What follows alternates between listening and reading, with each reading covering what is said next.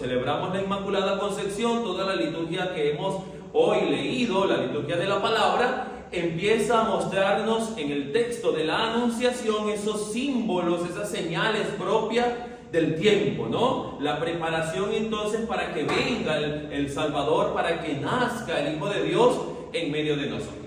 Entonces, lo primero, una imagen preciosa que vemos y que nos lo relata la primera lectura del libro del Génesis es cómo Adán y Eva, luego de haber cometido el error que cometieron, se ven desnudos. ¿Okay? Y comienza el texto diciendo que el Señor les dice: Adán, Eva, ¿dónde andan? ¿Por qué te escondes? ¿Por qué están escondidos?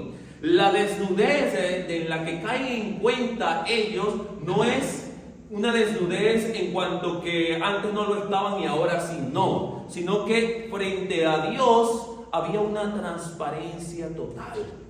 Adán y Eva estaban en el paraíso con Dios. Adán y Eva, podíamos decir en un lenguaje más parecido al nuestro, paseaban y tomaban el té con Dios todos los días.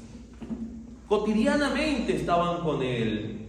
Sabían quién era, en libertad, en la transparencia, ¿cómo se dice? Lo genuino de la gracia del hombre creado en medio del paraíso. Están con Él. Pero luego de ese primer error de Adán y Eva, ellos se reconocen desnudos. Se dan cuenta que están desnudos. Y aquí, más que la desnudez física, es que empiezan a sentir vergüenza ante Dios. ¿Vergüenza de qué? De cosas que no debieron hacer. Esa es la desnudez de la que hoy nos puede referir, el libro del Génesis. Y nosotros ahora, trayéndolo a nuestra cotidianidad, también sentimos vergüenza de nuestra desnudez ante Dios. Es decir, poner frente a Dios nuestras dificultades, nuestros problemas, nuestros pecados. Y ante un error cometido por el ser humano, un error cometido por cualquiera de nosotros, ¿qué es lo primero que pasa por nuestra cabeza? Esconderlo. Esconderlo. A mí una vez me pasó que en casa estaba yo jugando en el salón, que no debía hacerlo porque mi madre me decía que no, y yo lo hice un día y resulta que sin querer moví una mesa y la mesa tambaleó todo lo que había arriba. ¿Y qué pasó con lo que había arriba? Creo que era un florero o una figura de cristal o de cerámica, no lo recuerdo ahora. Rodó y se cayó. ¿Qué debía hacer yo? ¿Qué creen ustedes? A ver, los niños, ¿qué creen ustedes que yo debía hacer después que se me cayó la figura? Decírselo a mi mamá. Decir la verdad. Decir la verdad. Eso está muy bien, es lo lógico, es lo que deberíamos hacer todos, ¿sí o no? Sí, pero ¿qué creen que hice yo? Lo escondí, muy bien. Porque no quería yo que mi madre se diera cuenta que había dañado una figura, es decir, que había cometido un error, que había desobedecido cuando me dijo que no jugara dentro de casa, en el salón, que no utilizara la pelota allí dentro. Pero resulta que yo no obedecí, cometí un error, hubo un daño, una falta, ¿y qué hice? Lo escondí. Pero ¿cuál es el problema? De lógica, mi madre llegó al salón, se dio cuenta que faltaba algo y preguntó: ¿dónde está? Hoy el Señor también le pregunta a Adán y a Eva: ¿dónde estáis? ¿Qué hacéis escondido? ¿Por qué estás por allí metido entre los arbustos? Y mi madre se acercó y me dijo: Joan, ¿qué pasó con la figura que estaba aquí? Y yo no encontraba qué inventar. Por mi cabeza pasó decir que la había regalado, que vino mi abuela y le gustó y se la llevó. Pero no podía decir nada de eso. ¿Por qué? Porque la mentira se empezaba a hacer más grande. El error empieza a ser más grande y una cosa nos lleva a la otra. La desnudez o la transparencia, que era lo que yo debía hacer. Mamá, me equivoqué. La tumbé, se cayó, se partió, se dañó. Y ya luego fue peor cuando descubrió que le había mentido y que le había dañado la pieza de cerámica. Dios hoy ve en Adán y Eva que han cometido ese error. Y a ellos le avergüenza ante Dios la desnudez, el saberse que Dios lo ve todo y que lo sabe todo. Esa figura de la desnudez hoy también la vemos en el anuncio de Adán y Eva. Y dirán ustedes: ¿dónde? Cuando se acerca el ángel y le pregunta y le dice a María: alégrate, llena de gracia, el Señor está contigo. Y le anuncia no cualquier cosa, sino que va a concebir un hijo, el Hijo de Dios. María responde, ¿cómo puede ser eso si no conozco varón? Es decir, María empieza a sentir en su corazón y en su mente también la duda de aquel acontecimiento. Y no está de más decir que también sintió miedo como cualquier ser humano, como cualquiera de nosotros, como el miedo que yo sentí cuando pensé o cuando porque mi madre se enterase que yo había dañado la pieza.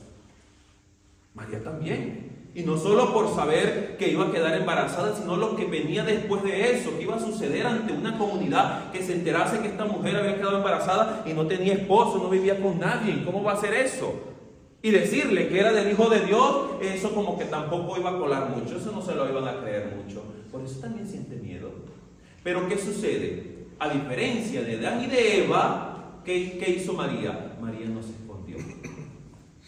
María también se pone transparente ante Dios, ante el ángel, sabiendo que es un ser humano, que se puede equivocar, que tiene miedo, que pueden haber dificultades en el camino. ¿Cómo puede ser esto? No sé, no estoy preparada, no hay nadie que me acompañe, ¿quién me respaldará? ¿En quién me apoyaré para seguir adelante con una responsabilidad tan grande como es tener un hijo en medio de una sociedad que no aceptaba el hecho de que una mujer quedase embarazada sin estar casada? Ahora en la actualidad eso, no es que sea algo normal o natural en el sentido de que lo ideal sería, pero de la misma manera se sale adelante con una responsabilidad porque se debe asumir las consecuencias de nuestros propios actos. Y ojalá nos preparásemos, como es el tiempo, como nos invita el tiempo del Adviento, para todas estas cosas. Pero no es así. María siente miedo. La desnudez de Adán y Eva es una desnudez que los incita, que los invita a esconderse, se avergüenzan de ello. Pero en la desnudez de María es todo lo contrario. Así que como entró el pecado al mundo por una mujer llamada Eva, por otra mujer llamada María, entra la salvación. Una mujer se esconde de Dios, una mujer sale, se pone enfrente a Dios. María no teme estar frente a Dios, en este caso frente al mensajero, al ángel, que le viene a traer un mensaje de parte de él. La Inmaculada Concepción que hoy celebramos es una invitación para que tú y yo, con nuestro corazón inmaculado también, y ojalá sea así, no nos dé miedo pararnos enfrente a Dios. No nos dé miedo, entonces, no nos dé vergüenza, no nos llenemos entonces de temor ante aquel que tan solo nos mira con amor y con misericordia, sabiendo que hemos fallado, pecado, que hemos cometido errores, que lo seguimos haciendo y que los hacemos siempre. Ojalá podamos transparentar nuestra vida ante Dios, que la vea totalmente. Porque el problema está, queridos hermanos, que aunque lo escondamos, Él lo conoce. Que aunque creamos que no se va a dar cuenta, como yo pensé, que botando los restos de aquello que había hecho, mi madre no se iba a dar cuenta, no es así. Eso por un lado. Por el otro lado es la luz.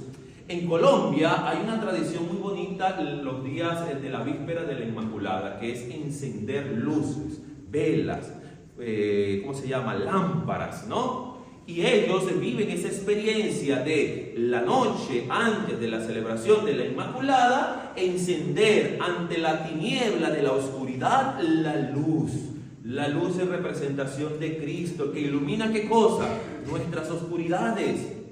En el escenario en el que se da este texto que acabamos de escuchar de la anunciación del ángel a María, se da en casa de María.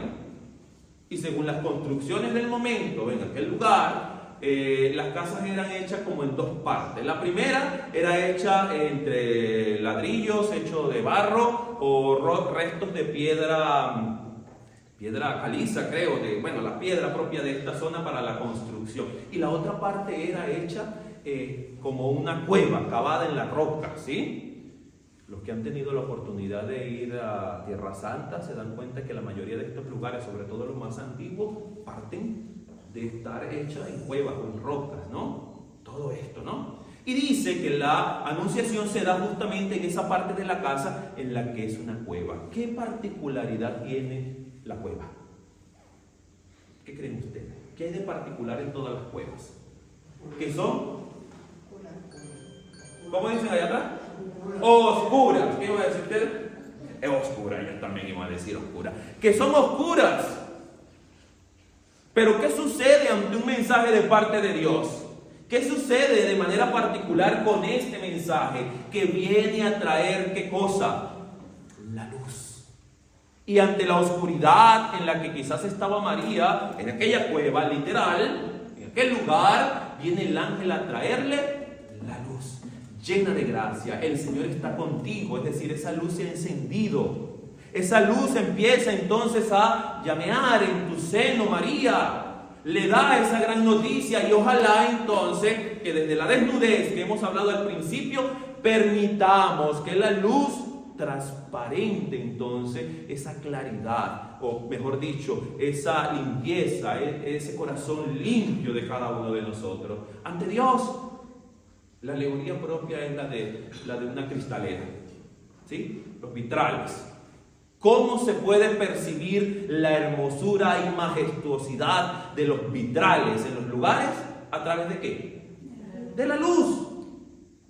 Y si no, será un pedazo de vidrio pegado allí con figurita, que en la oscuridad no podré yo notar lo majestuoso que es. De la misma manera, ojalá que allá afuera todo el mundo pueda ver la majestuosidad de nosotros como cristianos al dejar que Cristo transparente nuestra vida. Que no nos dé pena, que no nos dé miedo, que no nos dé vergüenza, que los demás puedan ver mi vida, mi seguimiento, mi intento de hacer las cosas bien, mi intento de ser santo, que la luz de Cristo que vamos a celebrar pronto en el nacimiento pueda hacer entonces que transparente mi vida totalmente, que los demás la puedan ver, que la majestuosidad de un vitral también se ve en la majestuosidad de esta creación, que soy yo y que eres tú, porque somos especialísimos. Termino con esto. Cuando se da el momento de la creación, y que hoy en la primera lectura veíamos a Adán y Eva, hay una particularidad. En la creación de Dios, la creación de lo que existe, todo se hizo por la palabra. ¿Qué significa esto?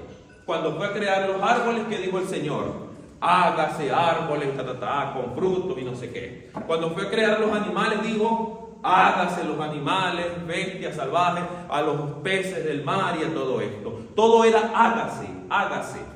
Pero cuando fue a crear al hombre, ¿qué dijo? Esto me encanta. Cuando fue a crear al hombre no dijo hágase. ¿Qué dijo? Hagamos al hombre a nuestra imagen y semejanza. ¿Por qué con la demás creación dijo hágase y con el hombre dijo hagamos? Parece que se habló a sí mismo, que se invitó a sí mismo a construir, a formar al hombre, y que no se hizo de la nada en cuanto que se dijo hágase y apareció, sino que le puso un poquito más de trabajo, se esforzó un poquito más Dios con nosotros, aunque salimos mal hechos, muchos de nosotros, pero parece que Dios puso un poquito más de esfuerzo, porque ¿qué hizo primero? Lo moldeó de barro. Pero antes de ello se invitó a sí mismo, es decir, el misterio propio de la Trinidad, creando al hombre. Y después que lo forma con sus manos, dice que sopló sobre él el aliento de vida. Es ese espíritu que él mismo nos concede, que es su propio espíritu. Y lo mejor de todo eso es que no nos hizo tomando como ejemplo a cualquiera, sino a él mismo. Porque somos imagen y semejanza de Dios.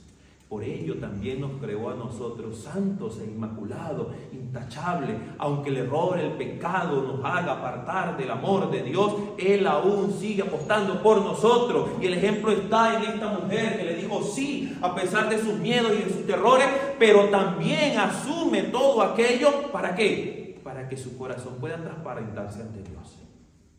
Que la celebración de la Inmaculada Concepción nos invite a nosotros, en este tiempo de Adviento que vivimos, a transparentar nuestra vida también, a que no nos dé vergüenza ante Dios por los errores que cometamos. Digámosle a Dios, me equivoqué, me caí, me llené de fango en el barro, en la miseria, pero aquí estoy tratando de levantarme, quiero que me limpie, que me purifique, porque la luz de Cristo hará eso. Podrás ver tú entonces con la luz que transparenta un cristal si está limpio o está sucio. Y si tus ventanas, tus cristales en tu casa están sucios, ¿qué debes hacer? lavarlo. Y las damas seguro que saben cómo se hace correctamente, sin que se manche, sin que se raye. Los purifica totalmente. Nosotros también tenemos que hacerlo con nuestra vida. Vivamos entonces esta experiencia que Dios nos da en esta celebración de la Inmaculada Concepción, hoy de manera especial elevando una oración por este país, patrona de este país, que este país también pueda ser inmaculado y santo, que esta nación o los corazones de cada uno de nosotros también puedan transparentar la gracia y el misterio de Dios. Una tierra tan rica en santidad, España, de la que se suscitaron tantos hombres y mujeres grandes en fe, en amor y en temor de Dios, que le dijeron sí, que siguieron adelante. El ejemplo grande de nuestra vida, mire, cualquier lugar que pisemos es tierra en la que un santo también transitó. Y si no, la muestra de nuestros patronos aquí, que murieron por entregar a Cristo, que se purificaron con la sangre también del martirio. Y en cualquier lugar es así. Qué dicha tan grande tienen los españoles entonces de vivir eso. Pero ojalá que la dicha sea mucho más grande cuando nosotros sintamos que tenemos que seguir el ejemplo de nuestros hermanos, de los que estuvieron atrás antes que nosotros en el seguimiento de Cristo, y que nos preparemos para ello. Y que en un futuro podamos decir, San Fulanito de tal, que nos mostró un ejemplo vivo de eso. No porque me digan santo, no por ponerme ese prefijo primero, no, sino porque verdaderamente me he entregado al Señor y he sido testimonio para los demás. Que así sea.